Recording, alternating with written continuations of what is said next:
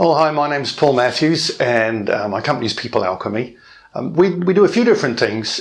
We focus on informal learning and learning transfer in the service of performance in a business. So we look at the strategic way that people can change and operate with their L&D to make things different and get improvement. One thing I like to say is I help people translate their reality for L&D in terms of helping them look at things differently and do things differently. The biggest waste, as I see it, is the fact that training that we do is then not activated and implemented in the workplace. In other words, we put people in a classroom and then we seem happy to accept that only a very small proportion of what we teach them and a small proportion of delegates will actually go and do much with that information back in the workplace and translate it, transfer it into different behaviours that will actually make a fundamental difference to the performance of what's going on. The figures are crazy. 10 to maybe 20, 30% of stuff gets implemented, maybe one person in 6. There's a whole lot of different research around about this.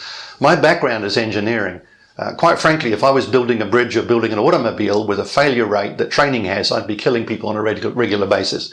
And I don't think that's appropriate. So I tend to come at this a bit more like an engineer, saying, what's really going on? How can we design stuff differently in order to get the results that we must get in order to get the return on our investment?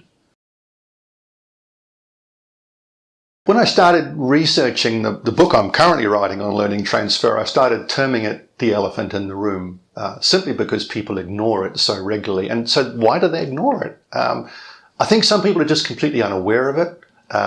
Some people think they are doing it, but what they're doing is totally insufficient to make any impact that has any relevance at all. Some people think, well, it's not my job. My job is to deliver training. Some people, like the managers who are involved, say things like, well, my job was operational excellence, not developing my team. I'm going to focus on being operations and learning and development, can take care of developing the team, nothing to do with me. So you do get this aspect of people kind of saying, well, it's not me, it's got to be somebody else. But of course, if nobody's really looking at the elephant and dealing with it, then it ends up being nobody else. And then everything falls apart because you don't get the results from the training because no one is doing anything about bringing that training into practice, into being people experimenting, people thinking about it, people reflecting on it. So all those things that will make it work just are not happening. Another reason that it is often ignored or nothing is done about it is the zero accountability. I was sitting, talking to a learning development manager in a training centre once, and a whole cohort of people came out of a couple of training rooms, all flooding out to go and get their break, their tea and coffee. And I asked him, if I was to ask those delegates, what are the consequences if they did nothing with what they've just learned in the training room, what would they tell me? And rather sheepishly, he had to say, well, actually, there would be no consequences. And if there are no consequences for those delegates, if they do nothing, why would they do anything if it's easier to do nothing? Which it usually is when they go back to work because their manager's not supporting them that well, because it's tough to do something different, because they go back to a full in-tray. There's so many reasons why they don't implement. And if there are no consequences for not implementing, why would they take the hard road? There's almost a precursor to learning transfer in that in order to do it well, you've got to make sure that what you're transferring actually needs transferring or should be transferred.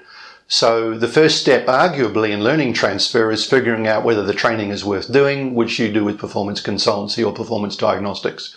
So that's your first step, is make sure the training is a reliable or useful solution to how you might proceed to get better performance. There's no point in transferring learning from a training room into the workflow if it's not going to make much difference when it does get into the workflow. And then what you need to think about in terms of training is putting a wrapper around your training course. So let's just assume we're focusing on maybe just a one-day training event. You need to put a wrapper around that. Clearly training can get a lot more complex than that, but at a simplistic level, there's going to be some things you should be doing before that training, like getting the manager involved and working out goals and outcomes and stuff like that. Then you do the training, and in the training you need to be focusing on the fact that this is part of a larger program. And then you need to be doing a number of things after that to help people experiment, to practice, to try out new things, and to support them while they are doing that, which again needs management involvement. I mentioned there the concept of a program, and this is very different to the concept of an event. So if you have a one-day event that you want to deliver, talk about it as, say, a 4-day program. Never ever talk about it as a one-day event or a one-day program, because all that people will do is put in their minds the idea that they need one day to go and do this, and when they've gone and done the face-to-face event, they'll think it's all sorted, and that absolutely is not the case. The only way that would ever be the case, by the way, is if learning and development had large sacks of pixie dust they could sprinkle on people so that the results would magically happen and the learners would go back to the workplace fully operational and able to put all that into practice immediately. Actually, let them know that L&D is fresh out of pixie dust. We just don't have any left. So it's really important you talk about the entire program and that people have this expectation that there's 4 days of stuff to do spread over maybe 6 months, not just a one-day event that's a one-hit thing. And then it's fairly obvious that in order for people to start doing things after a training event, they're going to have to practice. They're going to have to try things out. They're going to have to run simulations. So you've got to find out, how can we help them test this in a risk-free environment or where there are minimal consequences if they get it wrong? Just think of stuff that you've learned. Until you actually go and do it, very seldom do we think that we know it or that we can use it with ease or that we're practiced with it. And this is more important when you need to practice things so they come reflexively when the situation demands. And then other cases, it might not be a reflexive thing like, I don't know, how to handle a power tool correctly. It might be something that requires judgment. And so that's the difference. And then you can start looking at some of the learning transfer theories like high road and low road transfer or near and far transfer to help with the design process of understanding, given this learning outcome, given these performance goals that we have, given the behavior change we want, given where people are and where we want them to be, then how can we apply these different theories of learning transfer to build a design that's actually going to make sense and help them to where we want them to be. It is not necessarily a simple process, other than the fact that you need lots of little things for people to do.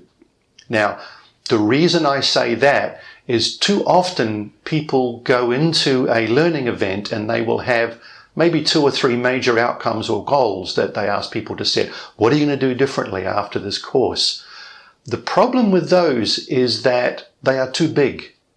Just think about it. When you get asked to do something, your first reaction internally is to say, well, how difficult is that? How awkward is it? What's this going to cost me?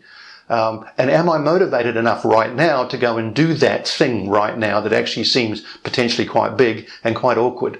And the answer is normally no. And if I get asked again tomorrow to do it, the answer is probably going to be no again. So largely what happens when people have these things to do or are given to do after a training program, their motivation levels are not high enough that the trigger that asks them, it fails. So there's some lovely work done by a chap called B.J. Fogg, F-O-G-G at Stanford University, where he talks about the behavior will happen when there's a trigger, when there's the right level of motivation, and that coincides correctly with the amount of ability that someone sees they have to do what's being asked to be done. And if the motivation is not enough for the activity that's being asked, in effect the trigger will fail. So often what I see with people who are currently doing things that are related to learning transfer is they're operating on the side of the line on the graph where the triggers always fail, which is why even though they're doing stuff, what they're doing doesn't work. Okay, so what that shows us is that what we need is lots of small activities spread over a period of time where they can look at the activities, oh yeah, I can do that. That'll take 5 minutes. Yeah, I can do that right now. Let's just go and do it. So cumulatively, over a period of time, you need lots and lots of small activities which will build up to the same results as those 3 big outcomes you had earlier. Now, while they're doing all of that, you clearly need to support them doing it. And this is where typically the line manager has a very large role to play. Now, line managers are often not that well skilled as coaches. We'd love them to be. That's not necessarily what they're there for. Although in advanced learning cultures, they do a lot more coaching. But what they will say is my role is operational excellence, and I'm not a coach or a mentor. So what you have to do is, if you set up these little activities, then you can say to the line manager, well, all you've got to do is just debrief the activities and encourage people to do them. Surely you can do that. That's part of your job as a line manager, is to debrief people on delegated activities. The other thing the line manager has to manage is the culture around that individual. So as well as supporting the individual, they have to manage the environment they're operating within, so that environment is friendly to the experimentation these people need to do in order to practice and try out these new ways of doing things. So the line manager just says, I'm so glad you're back from the training. Here's a full intro. Get on with it. We missed you. We need you back on deck and doing everything right away. Forget about the stuff you did at the training. We haven't got time for that right now. That happens all too frequently, and it's just not good. Now, some of the things that you're absolutely going to need during learning transfer, A, is a design process to get the design right and to look at the theories that help you with that design. The second one is getting all the different people on board and holding them accountable for what they need to do to aid and assist the whole process. And typically wrapped around all of that, you need some kind of digital solution that will enable you to manage what's often a very large number of small activities. The new name for that, by the way, is a learning transfer platform, or an LTP. And that's something we have a lot of experience with.